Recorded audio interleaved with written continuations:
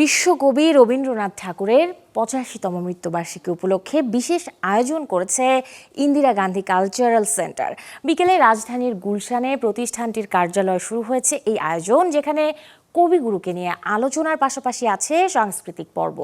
দর্শক, দেখে আসবো তারই কিছু অংশ। আজ ২২শে শ্রাবণ, বিশ্বকবি রবীন্দ্রনাথ ঠাকুরের প্রয়াণ দিবস। তাই তো আজ রাজধানীর গুলশানের ইন্দিরা গান্ধী কালচারাল সেন্টারে অনুষ্ঠিত হচ্ছে কবিগুরুর স্মরণে একটি আয়োজন।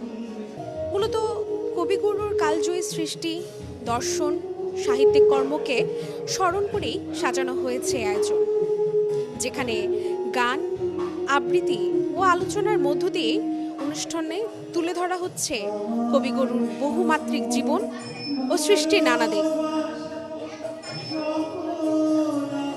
দর্শক, আজকের এই দিনের বিশেষ আকর্ষণ হিসেবে যেমন রয়েছে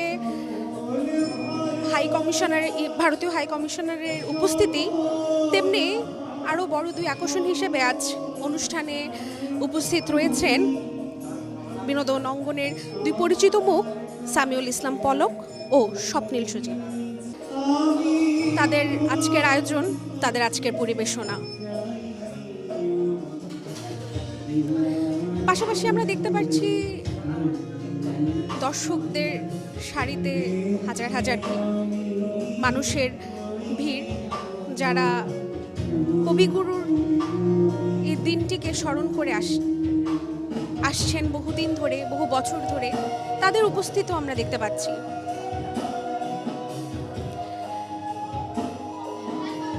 কবিগুরু রবীন্দ্রনাথ ঠাকুর, যিনি কিনা শুধুই একজন কবি নন, তিনি ছিলেন বাঙালির সাহিত্য, সংস্কৃতি ও মানবতার অন্যতম পথদর্শক।